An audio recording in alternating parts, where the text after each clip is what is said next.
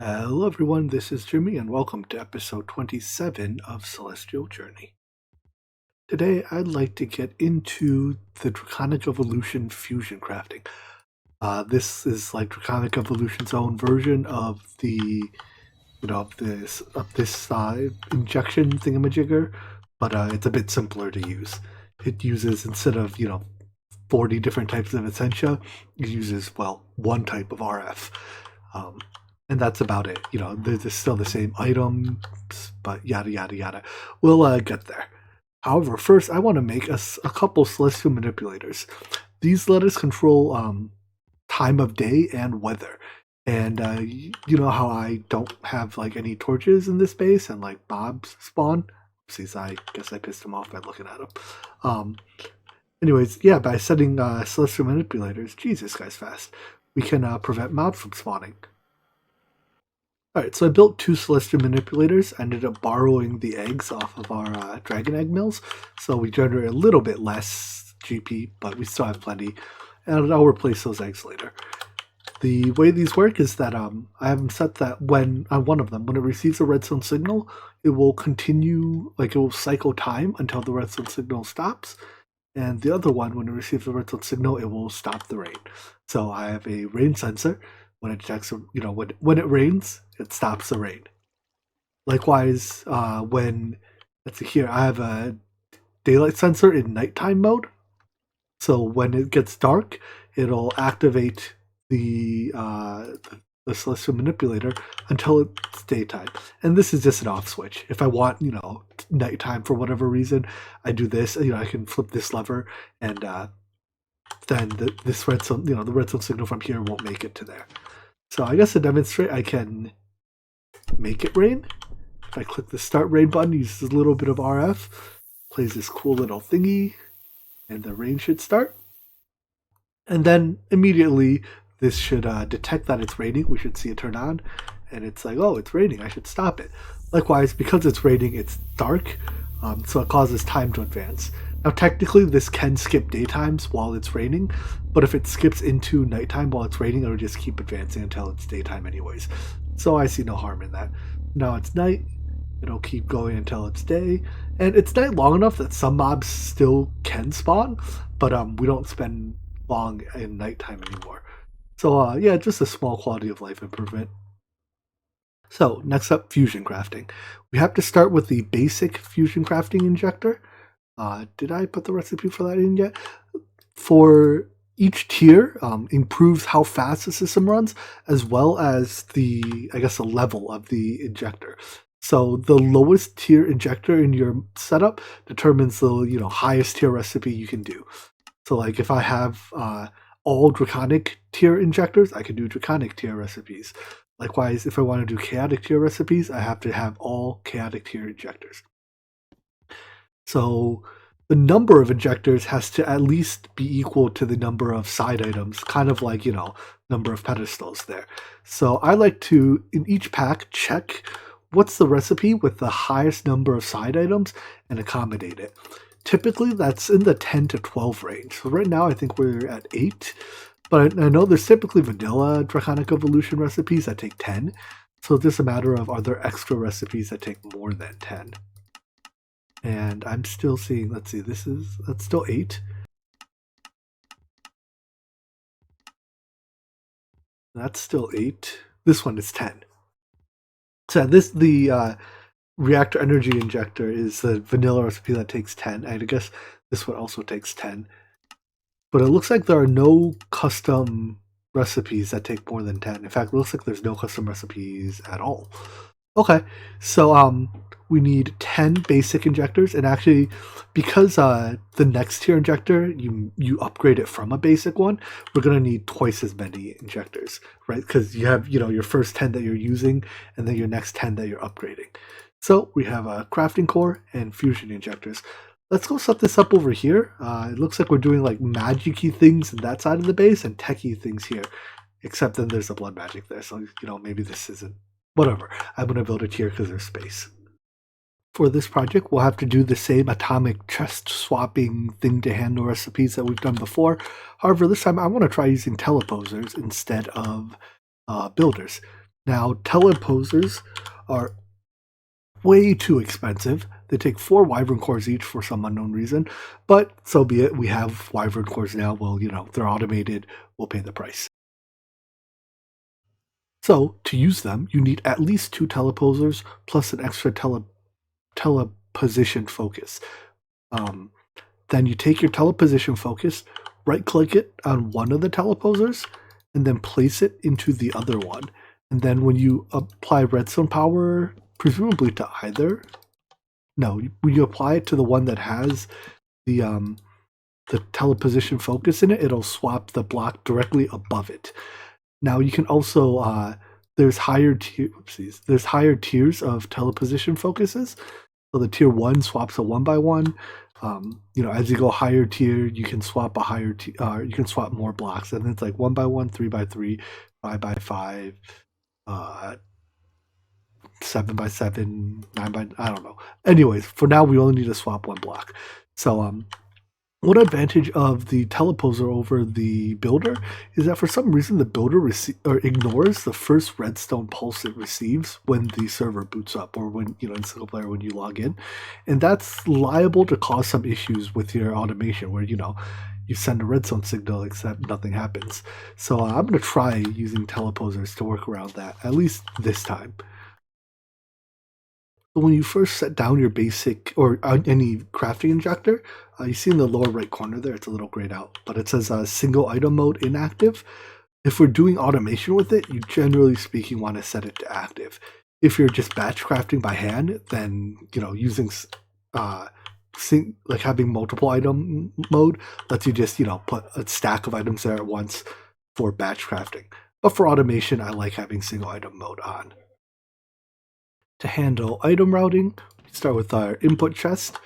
Those items are extracted into either the fusion crafting injectors or the center pedestal or the center crafting core. The crafting core should have a higher priority and a item filter that specifies what can go in there. Like our Thumbcraft injector, the center items will be whitelisted, and for items that go in both the center and the edge, we'll rename them. The crafting core then starts when it receives a redstone signal. It also emits a redstone signal, or it emits a comparator signal when it has a valid recipe. So by just looping its signal back to itself, we can have it start itself. The actual signal strength is proportional to how done the recipe is. That's cool, I guess, but I don't need to measure how done the recipe is, at least for now. Final product is extracted and sent to the ME interface, or back into the ME system to complete the craft. Yeah, I think that's the gist of it. So I think we're good to fire it up and try crafting something. So we'll start by upgrading our basic injectors to Wyvern tier injectors. To do so, we have to first make sure that we have basic injectors whitelisted here. And then when we go and make sure your interface is on blocking mode. So when let's start by requesting just one. That should put all the stuff in here. I haven't hooked up the redstone to control this yet, so I'll manually flip this switch. You should see the items go in there and the infusion start. Nice. Now when this is done, I'm not 100% sure if you're allowed to extract out the top of it, so that's one thing that's kind of being tested here. But first, there's like two phases, a charging phase and a crafting phase. In the charging phase, RF is sent to your crafting injectors, and then in the crafting phase, it just does this cool spinner thingamajigger. Whee! And when this is done, you get your final product. So I just want to make sure that it can be extracted out the top, which it looks like it can, and that should complete the craft. Cool. As for the control logic, let's think about how we want it to work. We want, if there are items in this chest, so if this is on, and we are not crafting, so this is off. So let's see, if B is on and C is off, we don't care about A. then we want to run the timer, which will after X, after, sure, I have it set to 4. After 4 seconds, pulse our teleposer. That gives time for items to be, extracted from the chest and placed into their various slots. And 4 seconds is probably more than it has to be. We can turn that down later. So we want if, let's check our letters again. If B and not C, then output on. So B and not C, or output off. B and not C, output off. B and not C, output off. Everything else, output on. All right. From there, let's try it out by ordering. Let's go for multiple fusion injectors now. I actually have to finish wiring my redstone. I can't just expect this to work if I don't wire it up. All right, we can use red channel. Cool. I'll add the lever here as just a manual pulse.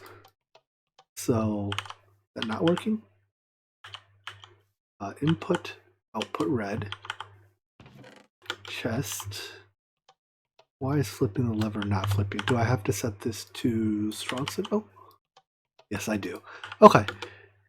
So we see that when it receives a redstone signal, it swaps the 2 chests. Now let's make sure it works automatically. So I don't know, I'll just request the other 9. So the first set of items should come into here. Turns this on. After a couple seconds, we should see them swap. I believe it did it based on the fact that it started. It doesn't play a sound when they swap, so I placed the 2 chests in different orientations so that you can see them swap. But yeah, I mean, it automatically started that one, and it doesn't look like it's, if it swaps too early again, then the items in here get inserted and break this this craft.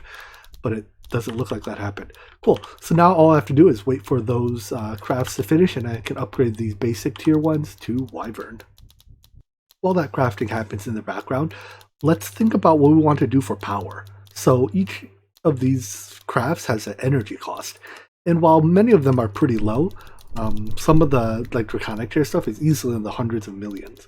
So 256 million to apply and upgrade.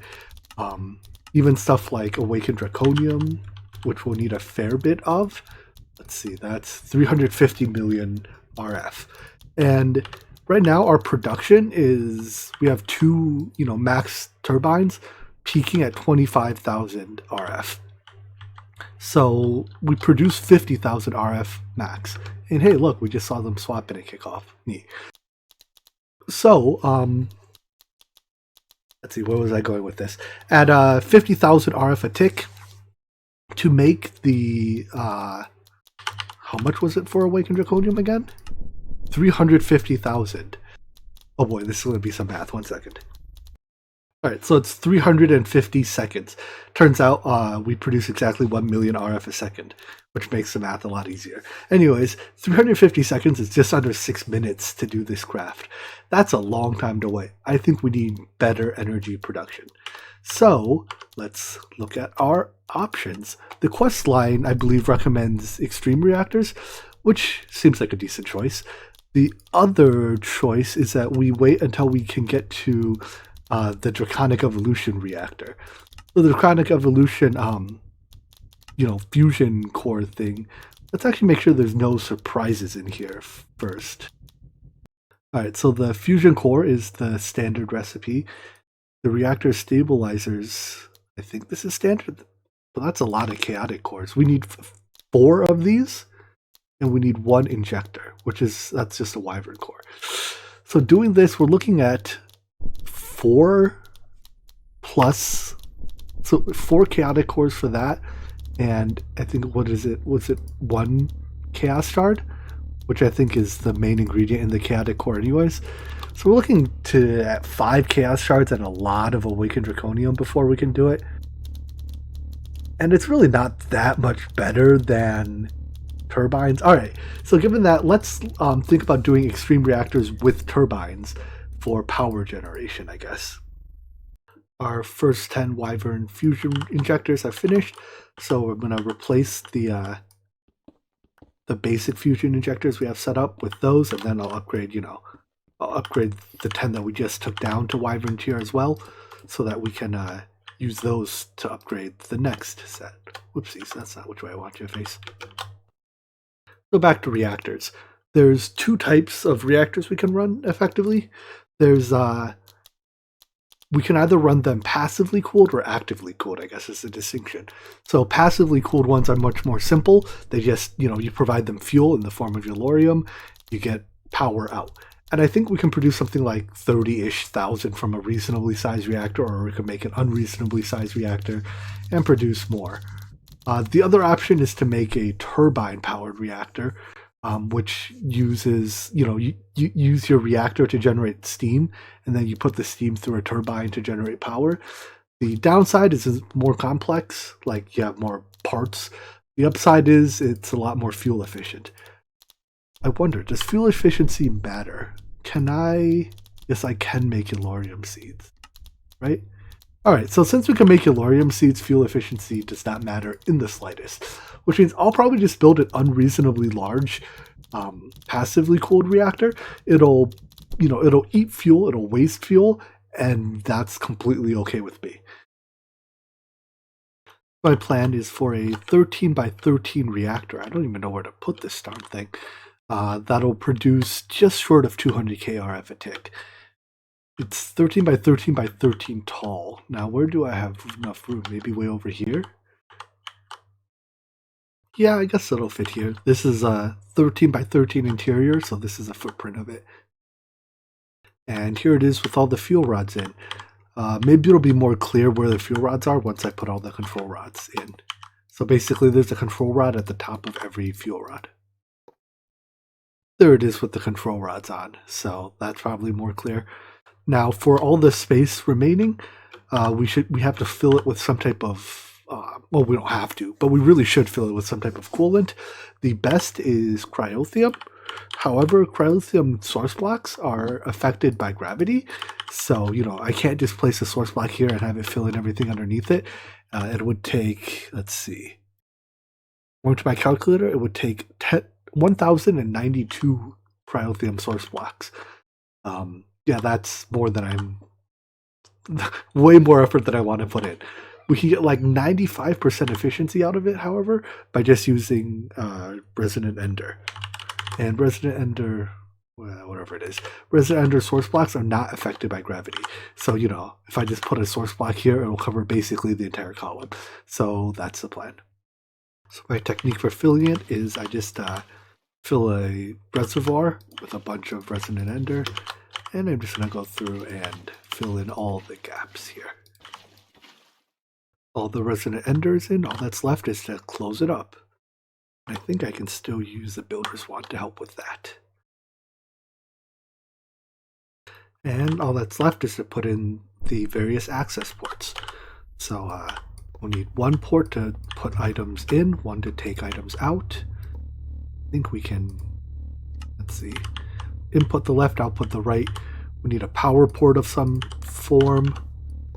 And normally I put a control port on here, or one or more redstone ports on here so we can control it with redstone. But I think because our fuel is free, I'll just leave it running the whole time. So let's grab some Yellorium. It'll take a lot of it just to fuel this thing the first time. So we see right now it's not fueled. In fact, I'll even leave it off for now. So it's not fueled. Fuel capacity, very high. Anyways, I'm just going to stuff this in here until it stops eating it. Apparently that is the right amount. And turn it on. So this number, according to my calculator, says it'll be like 180 something thousand. And I think it looks like, yeah, by the time it's fully heated up, that's about the right number. It spits its, used fuel out here. And let's see. My calculator also says we consume 7 ingots a minute, so about 1 every 10 seconds. Seems to be pretty close to the rate that it's being spat out there. Cool. So now all I have to do is hook up, a way to hook this up to the ME system and this up to probably just some type of drawers, because I don't really care for the cyanide. It can't be reprocessed in this version of big reactors, I think. So so it's not a particularly useful resource. So our reactor consumes upwards of 7, let's round it to 8 yellorium a minute, but I'm pretty sure our seeds here produce way more than that. I think just glancing at it, if I had to estimate, it looks like it's probably producing at least an order of magnitude more.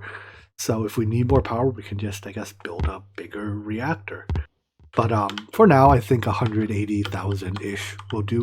I still have to hook up the power to it. The power is a little tricky because our energy conduits here only take 20K a tick per connection. So for 180K, we're going to need 9 connections. I think I'm going to run some cryo stabilized flux ducts, whatever these are called, the infinite throughput flux ducts. I'm going to run some of these off of the power tap and then just connect a bunch of a bunch of Ender energy conduits to those. That way I get, more effective connections because these are infinite throughput. Apparently, we can't connect the cryo-stabilized flux duct to energy conduits. I guess instead of using cryo-stabilized flux ducts, pick these up, I'll just use a bunch of energy, whatchamacallits. These things. Capacitor banks. Alright, so by outputting the energy directly into a large capacitor bank, the capacitor bank serves both as an energy buffer, so it holds, 300 million in here as a buffer, and it provides a lot of different connection points for energy conduits. So with our upgraded energy, assuming we can deliver it into our fusion crafters fast enough, I actually might have to switch over to cryo stabilized flux ducts to deliver. Well, let's see. No, that's not true because each connection is 20,000 a tick. So we get, and for the large crafts, each injector that has items in it is allowed to accept energy. So really, we are distributing it through let's take a look. In the case of Awakened Draconium, 7 inputs? So 7 by 20. So we have a 140K a tick max input rate. That'll make the craft take about 2 minutes. It's still a while, but I think that'll do for now. If it really becomes a problem, I can think about upgrading it, down the road. Anyways, now that we have all our Wyvern crafting injectors, let's see about upgrading them to Draconic tier. Never mind. Why upgrading to Draconic tier injectors requires Awakened Draconium. So it looks like we're making Awakened Draconium first. This is just a bunch of Draconic cores, Dragon Hearts. So we'll need, some way to perhaps automate, but I don't think we need enough Awakened Draconium that we have to fully automate Dragon Hearts. But we at least need an easier way of getting Dragon Hearts and respawning him in the end, I think. I do have some ideas. But anyways, let's encode this recipe into Applied Energistics and have a go at it. The Draconic, or the what are these? Draconium blocks that go in the center. We are using the rename trick again because while these go in the center in other recipes, namely for this injector, they go on the side. So to deal with that potential conflict, we just renamed them once again in the name press. And we should see this in just a second kick off. There it goes. So yeah, this process, as I said, I estimated 2-ish minutes. So I'll be waiting a little bit. Well, that crashed. Remember the first time we fought the Ender Dragon, or maybe the second time, when I went and poked him with the syringe a bit? Well, I'm going to put this syringe to use and try to make a Ender Dragon dimension. That is, we'll make a RF Tools dimension that just has a bunch of Ender Dragons in it. So, let me see. Do I have a Dimlet workbench? I think I made one earlier. The Dimlet workbench just lists off all the different Dimlets you can make. So, Dragon. Ender Dragon. It's a tier 5 rarity, and I need the components listed to make it. So I'm gonna have to open, what are they called, Dimlet parcels, until I get enough tier 5 and the advanced components. Hey, look, there's one to make the Ender Dragon Dimlet. There we go. So that is the Mob Ender Dragon dimlet. I think we might need a few others. Let's see. I'd like to have Terrain Flat, which I think is one of the craftable ones. That just or Void. Would I rather have Void? Void or Flat? No, I think Flat's easier to work with. They're both craftable. Another thing we can do is add a peaceful dimlet, or make a peaceful dimlet. And if we make a dimension that is both peaceful and has Mob Ender Dragon, if we, depending on the order, it's basically if we put the peaceful first, it'll prevent all mob spawns, and then it'll let Ender Dragon spawn afterwards. That just means we won't get random zombies or whatever bothering us. But this requires this peace essence, and I don't want to go poke all these things again. So I think I'm gonna not make it for now. If it turns out that it's significantly reducing our Ender Dragon spawn rate or something, I'll go ahead and make it after the fact. So we can't just make a dimension out of these like with our hands. We need a few machines. Most importantly, we need the dimension builder and dimension tablets to store the dimensions in. And it looks like that's going to be requiring awakened cores. Strangely enough, I guess awakened cores are made in the runic altar. This looks like the same recipe that as normally in Draconic Evolution, except it's just done in the runic altar instead. This is, however, a chance for us to upgrade. I think we can now upgrade our runic altar to the elven altar. So let's do that real quick. So the elven altar accepts, let's see, what am I missing? A runic altar and some elven lapis. All right, let me grab materials, but I'll do that in a second. The elven altar can accept mana through sparks in addition to, being blasted with mana directly, and that just makes it much, much faster. So I think it should just be as simple as ripping up our runic altar, placing the elven altar down. It should have all the same redstone behavior, so none of that needs to change. And then placing a spark on it. Oopsies, that's placing a spark in it. We want to place a spark on it. And then let's drop the recipe for our, our awakened core here, and craft one.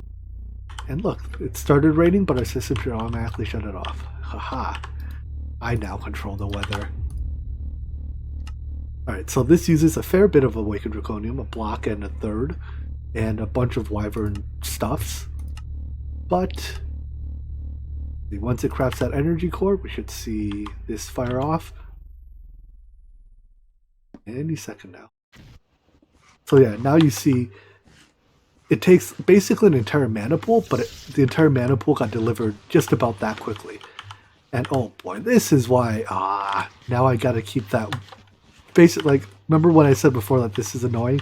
If I let that hit the plants here, it'll wash them away and stuff. So to turn these dimlets into a dimension, first we have to inscribe it in a dimension inscriber. I'll put this directly on the capacitor bank. Well, this doesn't need much power. This can just go on the power conduit, I guess. So you have to put an empty dimension tab there, and then put your various dimlets that you want to affect it in here. So I want effect none, feature none, terrain flat, structure none, and mob ender dragon. And then optionally give it a name.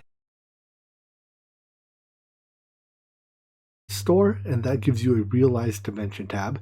So it has a creation cost and a maintenance cost. You have to basically pay that, cost in RF in order to make the dimension.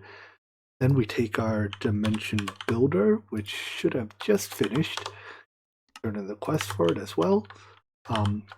See, what does infusion do? Let's infuse this one actually, because it reduces the cost in RF. This dimension is pretty cheap and we can afford to pay full cost, but later dimensions we won't be able to. Our dimension builder has been infused. Again, I'm going to put it directly on top of the capacitor bank so that I can get the most energy input possible. I think it is actually limited to 50k RF per side, but for a dimension like this, that's plenty. So we put it in here. First, it has to create the dimension, so that for that it spends the 3000 RF a tick for 1302 ticks. Afterwards, you spend the maintenance cost of 1112 RF a tick. So I'm just going to give this a second to finish making the dimension. Once the dimension is made and powered, as we can see here, we should be able to head over to our dialing device and teleport to it. So let's see, Ender Dragon. Wish me luck. Alright, here we are. So yep, Ender Dragons just spawned here like in place of normal mob spawns. And we can, there's quite a few of them, but we can try to farm them. For one, it lags a lot here, probably on account of both terrain generation and all these Ender Dragons flying around. Anyways, I'm just going to kill a few of them, get a few hearts. Our gun doesn't exactly, it's not exactly the ideal weapon for this because its damage is a little on the low side, but we'll make do. So I don't know exactly how Ender Dragon AI works, but I know they approximately try to fly towards 0, and they fly down. So that's caused them to like dig this hole in the ground as they, grief the terrain. It's also caused them to grief the teleporter I took in. So I'm thinking the next time I come here, for one, I'll have to, send a new matter receiver. That's pretty easy though. But I'm also going to need some way to probably teleport here without a matter receiver, because I think if I put a matter receiver down, it's just liable to get griefed. I guess I could put it just really far away, but I'm thinking I'll just bind a Draconic Evolution charge porter, basically the Draconic Evolution teleporter, because that, binds to a location, and thus the dragon cannot grief it. Alright, I've got a handful of dragon hearts. It should be enough for now. I'll come back later with a better weapon and get more. So let's wrap up this episode here. We'll come back next time and try to make the draconic tools, weapons, maybe even some of the armor, and go from there. So I hope you enjoyed this episode, and I hope to see you in the next one. Take care. Bye-bye.